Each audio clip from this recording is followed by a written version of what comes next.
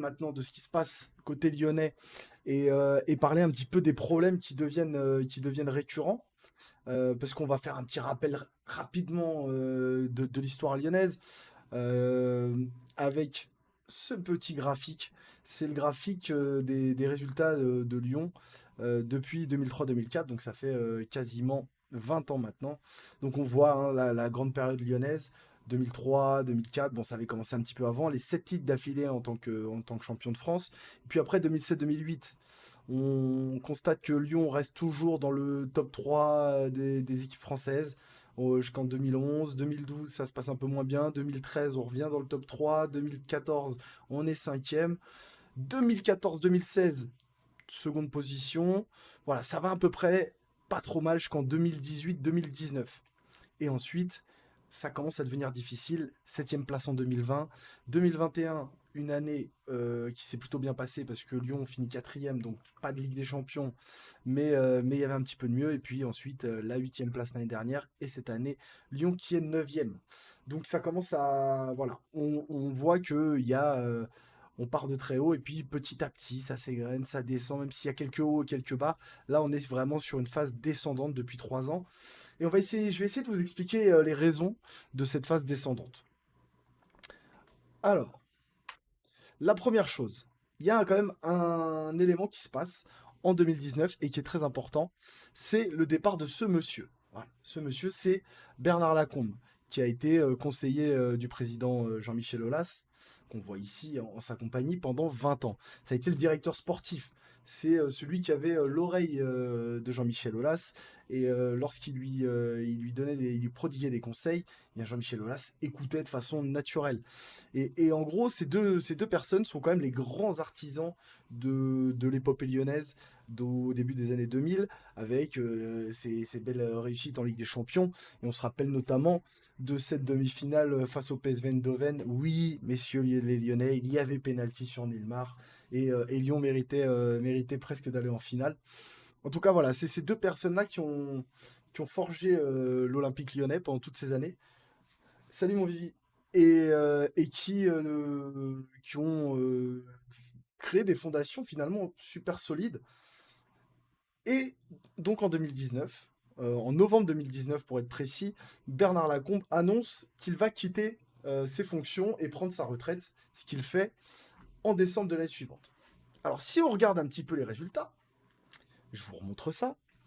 En 2018-2019, donc la dernière année de Lacombe, avant ça, le plus mauvais classement de l'Olympique lyonnais, c'était cinquième. Depuis le départ de Lacombe, septième, quatrième, huitième, et maintenant on est neuvième côté lyonnais. Donc, est-ce qu'il y a déjà un rapport? La réponse est clairement oui. Il peut pas ne pas y avoir. Voilà, ça se voit là, c'est chiffré. Jusqu'en 2018-19, Lyon est toujours quasiment sur le podium depuis son départ. Donc il y a maintenant 4 saisons. Lyon n'a jamais été sur le podium et donc ne voit plus la Ligue des Champions qu'à la télé où il n'y joue qu'à la PlayStation. C'est un petit rappel à Jean-Michel Aulas qui avait envoyé une petite vanne aux supporters stéphanois. Voilà, en ce moment, voilà, la Ligue des Champions, c'est à la PlayStation. Et donc, qu'est-ce qui se passe à l'Olympique lyonnais? Il se passe plusieurs choses à ce moment-là. En 2019, donc départ de Lacombe et arrivée sur le banc de Juninho. Alors ça, c'est très lyonnais, hein. On prend du vieux pour faire du neuf. On va en parler un tout petit peu plus tard. Et l'arrivée de Juninho, elle coïncide avec la baisse des résultats. Parce que oui, messieurs les Lyonnais, ça fait bien longtemps que vous ne critiquez pas Juninho, alors que pour moi, il est l'un des premiers responsables de cette faillite lyonnaise depuis 3 ans maintenant. Pourquoi? Ben, tout simplement parce que l'ami Juni, il est arrivé, il avait aucune expérience à ce poste. Voilà. Il a été un très grand joueur lyonnais, ça, il n'y a rien à dire. Lui aussi, il fait partie des artisans, cette fois-ci, sur le terrain de la réussite des Lyonnais pendant toutes ces années, mais il n'a jamais été directeur sportif.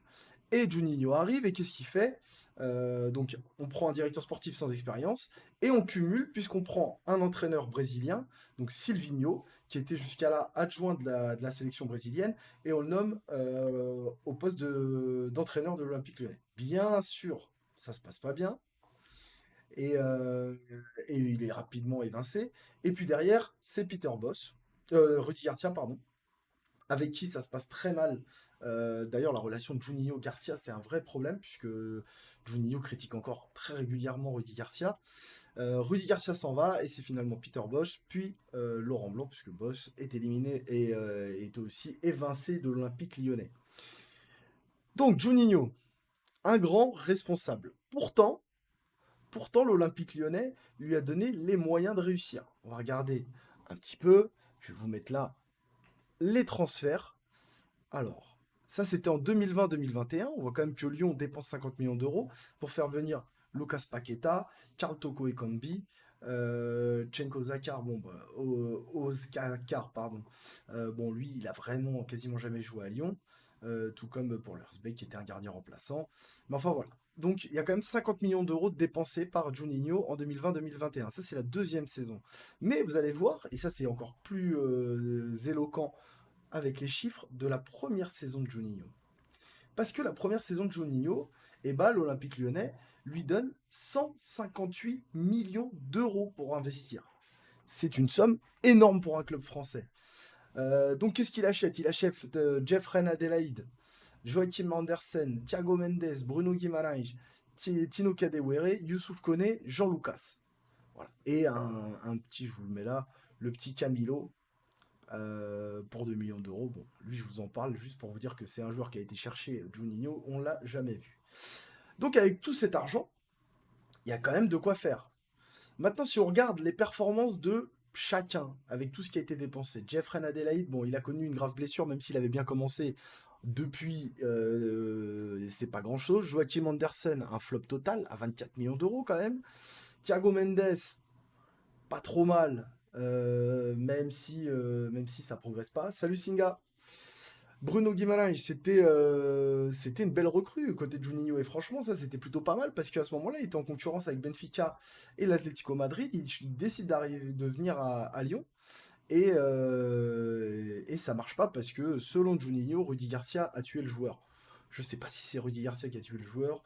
En tout cas, il y a eu un souci. Et puis bon, Tino Kadewere, il a fait une belle saison et puis c'est tout. Youssouf Koné, c'était une catastrophe. Et Jean Lucas, même si je trouve ce joueur pas mauvais, et bah ça donne pas grand chose. Et en 2020-2021, euh, bon, à part Lucas Paqueta qui a fait une belle saison, euh, hop, j'ai sauté une année, hop, on y retourne. 2020-2021, à part donc Paqueta, Toko Ekambi, moi je trouve que c'était une belle recrue, mais on sait aujourd'hui, je vous ai montré tout à l'heure les petits coups de pied dans la poubelle, donc ça prouve l'état d'esprit de Toko Ekambi et sa relation avec les supporters. Et puis voilà, et puis c'est tout, hein, parce que Juninho, en décembre 2021, il pète un câble, il en a marre, il se dit usé par les problèmes de direction qu'il rencontre à Lyon, et il se casse. Voilà, il ferme, il claque la porte, tout simplement. Et ça, c'est pas déjà très sport, parce que bon, Olas lui a quand même fait confiance, lui a quand même donné un poste à responsabilité vraiment importante. Et puis lui, bah, il s'en va un petit peu. C'est presque un petit peu de la traîtrise, hein, un petit poignard dans le dos à de Jean-Michel Aulas. Enfin, rien d'extraordinaire du côté de Juninho. On se rappellera de ses coups francs en tant que directeur sportif. Bah, il n'aura pas laissé une très belle trace.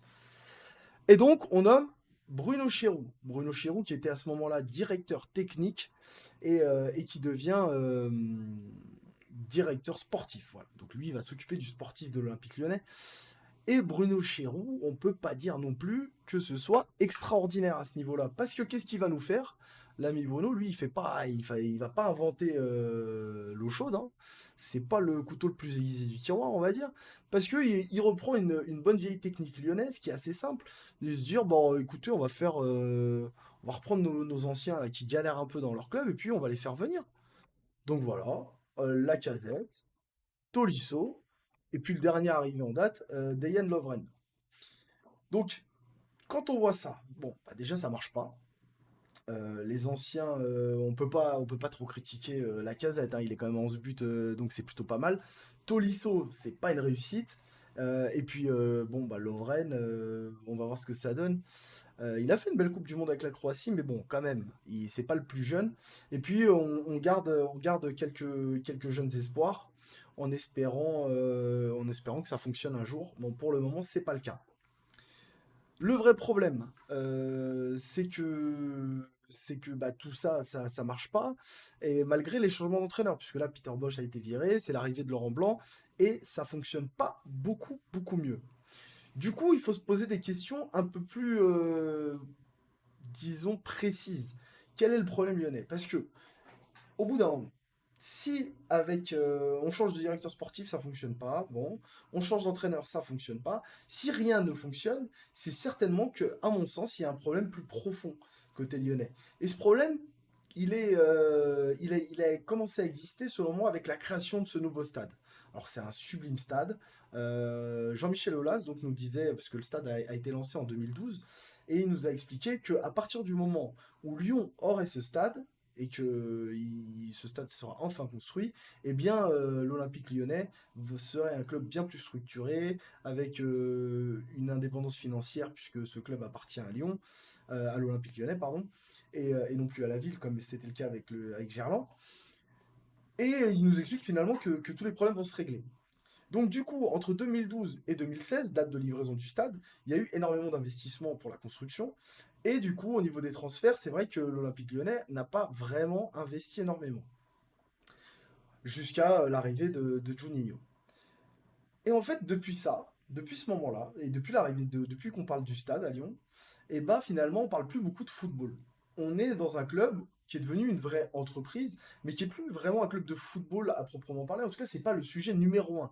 La preuve, si on parle actuellement de l'Olympique Lyonnais, voilà, 90% du temps, depuis le début de saison, on nous parle du rachat par John Textor. Textor, qui est un Américain, un investisseur qui possède déjà plusieurs clubs, dont un notamment au Brésil, et donc qui devient actionnaire majoritaire, il me semble, de l'Olympique lyonnais. Bah, il vient essayer de développer l'Olympique lyonnais. Mais pour le moment, j'ai l'impression qu'on parle que d'un développement économique. Parce que au niveau du sportif, déjà, il n'y a rien qui a changé. C'est-à-dire que Bruno Chéreau est toujours en poste. Jean-Michel Aulas reste président. Donc, on va voir ce que ça va donner, parce qu'il ne faut pas non plus aller trop vite, on va lui laisser un petit peu de temps. Mais dans tous les cas, c'est un club où le football est devenu secondaire. Euh, les autres problèmes des Lyonnais, au-delà de l'organigramme, parce que ça, il y a un vrai souci. C'est sûr que si on change d'entraîneur et que ça fonctionne jamais, s'il y a des problèmes en interne avec les directeurs sportifs et avec l'administratif, ça veut bien dire que le souci, il est bien plus profond que sur le terrain. Au niveau du terrain, on a vu avec Laurent Blanc les arrivées, enfin les retours plutôt de Doussem Aouar qui avait été mis sur le côté, de Ryan Cherki avec qui on ne donnait pas de temps de jeu, ou encore de Boateng. Je parle rapidement quand même de Boateng, et ça c'est petit clin d'œil à Juninho, et puis Bruno Chéreau aussi, parce qu'il vient d'en faire une belle. Boateng quand même, l'Olympique Lyonnais le recrute sans savoir qu'il est accusé de violence envers son ex-compagne quand même, hein. Je sais pas trop qui fait le recrutement dans ce club, mais la vie privée des joueurs et leur rapport avec la justice ou même leur vie extrasportive qui se reflète dans les journaux en termes d'image, c'est pas terrible. Bon, on n'apprend pas vraiment de ses erreurs puisque Boateng c'était il y a 2 ans. C'est là pour le recrutement de Lovren qui date donc de janvier. On va juste parler rapidement d'une petite vidéo qui a tourné après la Coupe du Monde, où on voit Lovren faire des petits chants fascistes, hein, d'un chanteur croate, donc qui, lui est ouvertement fasciste, avec presque des petits relents nazis. Voilà, donc à Lyon, on recrute visiblement que sur le terrain. Tout ce qui est aspect extérieur ne compte pas. Selon moi, c'est une grosse bêtise.